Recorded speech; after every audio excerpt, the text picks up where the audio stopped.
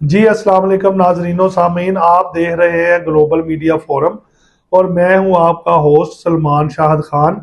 आज हमारे प्रोग्राम में आप देखेंगे कि एक नहायत ही गरीब और मुआशरे के पिसे हुए तबके में से एक शख्स हमारे चैनल के ऑफिस ग्लोबल मीडिया फोरम पर आया और उसने आके अपने मकान पर जो उसने अपनी कुल मताए हयात से खरीदा था उस पर कब्जे के बारे गम सुनाई और उसने बताया कि मैं गुज़िश्ता कई साल से अपने मकबूजा मकान का कब्जा छुड़ाने के लिए कब्जा ग्रुप से नुबुर्द आजमा होने की कोशिश कर रहा हूँ, लेकिन पुलिस और मुतलका अदारे जो है मुझसे ताउन नहीं कर रहे।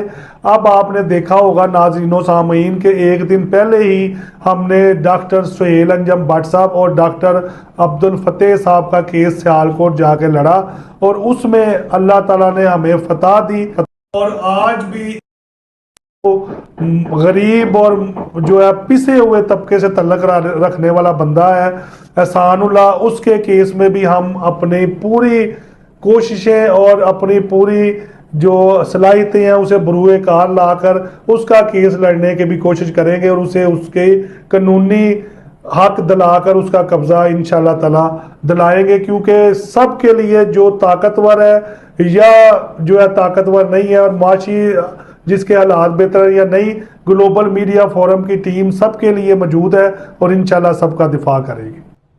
अस्सलाम वालेकुम नाज़रीन, आप देख रहे हैं ग्लोबल मीडिया फोरम। मैं हूं आपका होस्ट मोहम्मद फैसल रफीक खिलजी। आज हम एक बाबा जी हमारे साथ आए हुए हैं जिनका एक मसला है, उनके साथ हम गुफ्तगू करने जा रहे हैं। जो कि उनका एक मकान है जिस पे कब्जा हुआ है, उसके बारे में बहुत परेशान है। उनसे हम बात करते हैं। अस्सलाम वालेकुम बाबा जी। वालेकुम सलाम। आपका नाम क्या है? मेरा नाम सानुल है जी। वालिद मेरा सानुल है, वालद का नाम जलालदीन है जी। राइश किधर है आपकी? कच्ची फसो मलाची ने वाल। बच्चे किन्ने ने? मेरे जी 5 बच्चे 1 बच्ची। ते बाबा जी ਤੁਹਾਡਾ ਮਸਲਾ ਕੀ ਹੈ ਦਾ ਨਾਜ਼ਰੀਨ ਦੱਸੋ ਕੀ ਇਹ ਕਾਹਦੇ ਲਈ ਤੁਸੀਂ ਇੱਥੇ ਸਾਡੇ ਕੋਲ ਆਏ ਹੋ? मैं जनाब ਤੁਹਾਡੇ ਕੋਲ ਆਇਆ ਕਿ ਮੇਰਾ ਮਕਾਨ ਸੀ ਤੇ ਉਹਦੇ ਤੇ ਕਬਜ਼ਾ ਕਰਤਾ ਗਿਆ ਹੈ, ਕਬਜ਼ਾ ਦੇ ਉਹਨਾਂ ਕੀਤਾ ਹੈ ਤੇ ਮੈਂ ਤੁਹਾਡੀ ਵਿਸਾਸਤ ਦੇ ਨਾਲ ਮੈਂ ਮਜ਼ਦੂਰ ਆਦਮੀ ਆ ਤੇ ਮੇਰੇ ਕਬਜ਼ੇ ਜਿਹੜਾ ਨਾ ਉਹ ਛਡਾਇਆ ਜਾਏ। ਤੇ ਮੈਂ ਕੌਣ ਲੋਕ ਨੇ ਜਿਨ੍ਹਾਂ ਤੁਹਾਡੇ ਮਕਾਨ ਤੇ ਕਬਜ਼ਾ ਕੀਤਾ ਤੇ ਕਿਵੇਂ ਉਹ ਕੀਤਾ ਉਹਨਾਂ ਕਬਜ਼ਾ ਤੁਹਾਡੇ ਮਕਾਨ ਤੇ? मेरा जी अद्धा होता सी 2.5 उम्र जगह मैं ਲਈ ਸੀ ਅੱਗੇ। ਉਹ ਫੈਮਿਲੀ ਸਾਡੀ ਵੱਡੀ ਸੀ, ਬੱਚੇ ਜ਼ਿਆਦਾ ਸਨ ਤੇ ਉੱਥੇ ਰਹਿ ਨਹੀਂ ਤਾਂ ਸਕਦੇ ਤੇ ਭਣੇਵੇਂ ਆਪਣੇ ਨੂੰ ਮੈਂ ਕਿਹਾ ਕਿ ਜਨਾਬ ਇਹ ਮੈਂ ਜਗ੍ਹਾ ਜਿਹੜੀ ਇਹ ਸੇਲ ਕਰਨੀ ਹੈ। ਉਹਨਾਂ ਕਿਹਾ ਜੀ ਇਹ ਤੁਸੀਂ ਖਾਲੀ ਕਰੋ ਤੇ ਚਾਬੀ ਮੈਨੂੰ ਦਿਓ ਤੇ ਮੈਂ ਤੁਹਾਡਾ ਮਸਲਾ ਹੱਲ ਕਰ ਦੇਣਾ। ਇਹ ਫਿਰ ਉਹਨੇ ਨਾਲ ਹੋਰ ਉਹਦੇ ਆਦਮੀ ਸਨ, ਉਹਨਾਂ ਨੂੰ ਮੈਂ ਕਿ ਚਾਬੀ ਦੇ ਕੇ ਤੇ ਕਬਜ਼ਾ ਕਰਵਾਇਆ ਗਏ ਹੈ ਤੇ ਜੈਲੀ ਸਟਾਮ ਕਰਕੇ ਤੇ ਮੈਨੂੰ ਜਨਾਬ ਮੈਂ 4 ਸਾਲ ਹੋ ਗਏ ਨੇ ਮੈਂ ਰੋਣਾ ਪਿਆ ਤੇ ਖੱਜਲ ਹੋਣਾ ਪਿਆ। ਜਗ੍ਹਾ ਤੇ ਫਿਰ ਜਾਣਾ, ਥਾਣਿਆਂ 'ਚ ਵੀ ਜਾ ਕੇ ਦਰਖਾਸਤ ਦਿੱਤੀ ਏ ਤੇ ਮੇਰੀ ਕੋਈ ਸੁਣਵਾਈ ਨਹੀਂ ਹੋਈ। ਤੇ ਬਾਬਾ ਜੀ ਤੁਸੀਂ ਕੋਈ ਦਰਖਾਸਤ ਦਿੱਤੀ ਏ CPO ਜਾਂ ਕੋਈ ਕਿਨਾਂ ਦਾ SHO ਨੂੰ? ਕੋਈ ਹੈ ਤੁਹਾਡੇ ਕੋਲ ਇਹ ਚੀਜ਼? ਤੇ ਜਿਹੜਾ ਮਕਾਨ ਹੈ ਉਹ ਤੁਹਾਡੇ ਨਾਂ ਹੈ ਰਜਿਸਟਰੀ ਉਹਦੀ?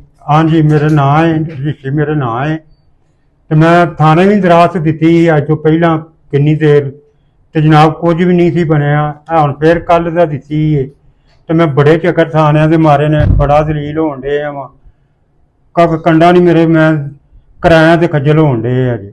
ਤੇ ਜਿਹੜੇ ਉਹਦੇ ਵਿੱਚ ਮਕਾਨ ਦੇ ਵਿੱਚ ਕਬਜ਼ਾ ਕੀਤਾ ਹੋਇਆ ਜਿਨ੍ਹਾਂ ਨੇ ਤੁਹਾਡੇ ਭਨੇਵੇਂ ਦੇ ਨਾਲ ਸਾਜ਼ਬਾਜ਼ ਕਰਕੇ, ਉਹ ਕਿਸ ਤਰ੍ਹਾਂ ਦੇ ਲੋਕ ਨੇ?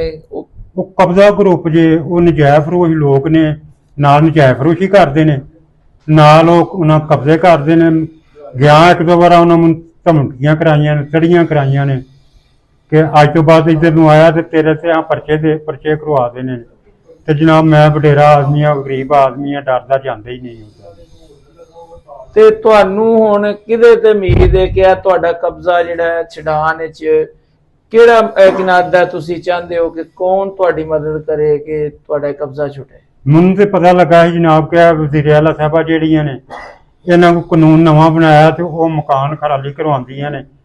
ਤੇ ਮੇਰੀ ਤੇ ਉਹਨਾਂ ਅੱਗੇ ਰਿਕੁਐਸਟ ਹੈ, ਵੱਡੇ ਵੱਡੇ ਲੋਕਾਂ ਅੱਗੇ, ਅਫਸਰਾਂ ਅੱਗੇ, ਜਿਹੜੇ CPO ਸਾਹਿਬ ਨੇ, IG ਸਾਹਿਬ ਨੇ, ਜਾਂ ਜਿੰਨੇ ਵੀ ਵੱਡੇ ਲੋਕ ਨੇ, ਮੇਰੀ ਉਹਨਾਂ ਅੱਗੇ ਦਰਾਜ਼ ਤੇ ਕਿ ਮੇਰੇ ਨਾਲ ਇਨਸਾਫ ਕੀਤਾ ਜਾਏ ਤੇ ਮੇਰਾ ਮਕਾਨ ਖਾਲੀ ਕਰਵਾਇਆ ਜਾਏ। ਤੇ ਬਾਬਾ ਜੀ ਤੁਹਾਡਾ ਕੰਮ ਕੀ ਹੈ, ਤੁਸੀਂ ਕੀ ਕਾਰੋਬਾਰ ਕਰਦੇ ਹੋ? ਮੈਂ ਜਨਾਬ ਕਿਸੇ ਦੇ ਕਾਰਨ ਨੇ ਮਜ਼ਦੂਰੀ ਕਰਦਾ ਜੇ, 1000 ਰੁਪਇਆ ਮੈਨੂੰ ਦਿਹਾੜੀ ਦਿੰਦੇ ਨੇ। ਤੇ ਮਕਾਨ ਜਿਹੜਾ ਹੁਣ ਤੁਸੀਂ ਰਿਹਾਇਸ਼ ਤੇ ਜਿਹੜੀ ਰਿਹਾਇਸ਼ ਰਹਿੰਦੇ ਹੋ ਕਿਰਾਏ ਤੇ ਹੋ ਜੀ। ਤੇ ਜਿਹੜਾ ਤੁਸੀਂ ਪਹਿਲੇ ਮਕਾਨ ਲਿਆ ਉਹ ਕਿਵੇਂ ਲਿਆ ਤੁਸੀਂ, ਜਿਹੜਾ ਇਹ ਮਕਾਨ ਹੈ? ਹੁਣ ਤੇ ਮੈਂ ਕਿਰਾਏ ਤੇ ਰਹਿੰਦਾ ਜੇ ਪਿਆ, ਤੇ ਜਿਹੜਾ ਉਹਦਾ ਕਬਜ਼ਾ ਜਿੱਥੇ ਕੀਤਾ ਹੈ ਉਹਨਾਂ ਮੇਰਾ, ਉਹ ਜਨਾਬ ਮੈਂ ਵਿਰਾਸਤ ਤੇ ਜਗ੍ਹਾ ਸੀ, ਉਹ ਮੇਰਾ ਜਿਹੜਾ ਹਿੱਸਾ ਆਇਆ ਹਜੇ, ਉਹ ਮੈਂ ਬਣਾਇਆ ਸੀ, ਬੱਚੇ ਸਨ ਮੇਰੇ, ਮੈਂ ਕਿ ਚਲੋ ਮੈਂ ਉੱਥੇ ਰਿਹਾਇਸ਼ ਕਰਾਂਗਾ, ਲੇਕਿਨ ਫੈਮਿਲੀ ਵੱਡੀ ਸੀ, ਉੱਥੇ ਨਹੀਂ ਰਹਿ ਸਕਿਆ ਮੈਂ। ਤੇ ਹੁਣ ਤੁਹਾਡੀ ਜਿਹੜੀ ਆ ਤੁਸੀਂ ਫੜੇ ਨੇ, ਦਰਖਾਸਤ ਵੀ ਫੜੀ ਹੈ, ਰਜਿਸਟਰੀ ਦਾ ਲੋਕਾਂ ਨੂੰ ਆਓਗੇ ਤੁਹਾਡੀ ਹੈ ਜਿਹੜਾ ਇਹ ਜਨਾਬ ਮੇਰੀ ਦਰਖਾਸਤ ਤੇ ਇਹ ਰਜਿਸਟਰੀ ਦੀ ਫੋਟੋ ਕਾਪੀ ਹੈ, ਇਹ ਮੇਰੀ ਦਰਖਾਸਤ ਹੈ। ਮੈਂ ਕੱਲ ਪਰਸੋਂ ਥਾਣੇ ਦੇ ਕੇ ਆਇਆ ਵਾਂ, ਅਰਸ਼ਦ ਸਾਹਿਬ ASI ਨੇ, ਤੇ ਚਲੋ ਉਹ ਵੀ ਮਿਹਰਬਾਨੀ ਕਰਨ ਤੇ ਵੱਡੇ ਲੋਕ ਵੀ ਮਿਹਰਬਾਨੀ ਮੇਰੇ ਤੇ ਕਰਨ। ਤੇ ਮੇਰਾ ਥਾਣਾ ਸਿਵਲ ਹੈ ਜਨਾਬ ਮੇਰਾ, ਤੇ ਮੈਂ ਬੜੇ ਫੇਰੇ ਮਾਰੇ ਨੇ ਥਾਣਿਆਂ 'ਚ ਵੀ, ਲੇਕਿਨ ਕੋਈ ਸੁਣਵਾਈ ਨਹੀਂ ਹੋਈ। ਤੇ ਮਿਹਰਬਾਨੀ ਕਰ ਮਰੀਮ ਬੀਬੀ ਸਾਹਿਬਾ ਵਜ਼ੀਰ ਆਲਾ ਨੇ, ਚਲੋ ਇਹ ਮੇਰੇ ਤੇ ਕੋਈ ਮਿਹਰਬਾਨੀ ਕਰ ਦੇਣ ਤੇ ਚਲੋ ਮੇਰੀ ਜਗ੍ਹਾ ਕਬਜ਼ੇ ਵਿੱਚ ਛੁਡਵਾ ਦੇ। ਤੇ ਬਾਬਾ ਜੀ ਜਿਨ੍ਹਾਂ ਕਬਜ਼ਾ ਕੀਤਾ ਹੈ, ਜਿਹੜਾ ਤੁਹਾਡਾ ਭਣੇਵਾਂ ਹੈ, ਉਹਨਾਂ ਦੇ ਕੋਲ ਨਾਵਾਂ ਦੀ ਤਫਸੀਲ, ਜਿਹੜੇ ਲੋਕ ਵਿੱਚ ਨੇ ਉਹਨਾਂ ਦੇ ਨਾਵਾਂ ਦੀ ਤਫਸੀਲ ਜਿਹੜਾ ਨਾ ਉਹਦਾ ਲੋਕਾਂ ਨੂੰ ਦੱਸੋ ਕਿ ਇਹ ਲੋਕ ਤੁਹਾਡੇ ਮਕਾਨ ਤੇ ਕਬਜ਼ੇ ਤੇ ਨੇ। ਇਹ ਜਨਾਬ ਨਜਾਇਜ਼ ਫਰੋਸ਼ ਲੋਕ ਨੇ। ਸੈਮਾ ਬੀਬੀ ਏ, ਉਹਦਾ ਆਦਮੀ ਹੈ ਮੁਹੰਮਦ ਆਹਦ ਜੀ, ਮੇਰਾ ਭਾਂਜਾ ਸਾ ਜੇ ਅਬਦੁਲਵਾਦ ਵਲਦ ਗੁਲਾਮ ਸਰਵਰ, ਮੁਹੰਮਦ ਬੂਟਾ ਜੇ, ਮੋਹਸਨ ਅਲੀ ਜੇ, ਇਹਨਾਂ ਸਾਰਿਆਂ ਰਲ ਕੇ ਨਾ ਤੇ ਮੇਰੇ ਖਿਲਾਫ ਮੇਰੇ ਜਿਹੜਾ ਨਾ ਮੇਰੇ ਨਾਲ ਜ਼ਿਆਦਤੀ ਕੀਤੀ ਜੀ, ਕਬਜ਼ਾ ਕੀਤਾ ਹੈ। ਇਹ ਕਬਜ਼ਾ ਗਰੁੱਪ ਨੇ, ਇਹਨਾਂ ਦੇ ਖਿਲਾਫ ਕਾਰਵਾਈ ਕੀਤੀ ਜਾਏ। ਮੈਂ ਤੇ ਹੱਥ ਜੋੜ ਕੇ ਤਰਲਾ ਮਿੰਨਤ ਕਰਕੇ ਰੋ ਕੇ ਵੀ ਮੈਂ ਇਹ ਵੱਡੇ ਅਫਸਰਾਂ ਅੱਗੇ ਤਰਲਾ ਕਰਨਾ ਕਿ ਮੇਰੇ ਨਾਲ ਇਨਸਾਫ ਕੀਤਾ ਜਾਏ।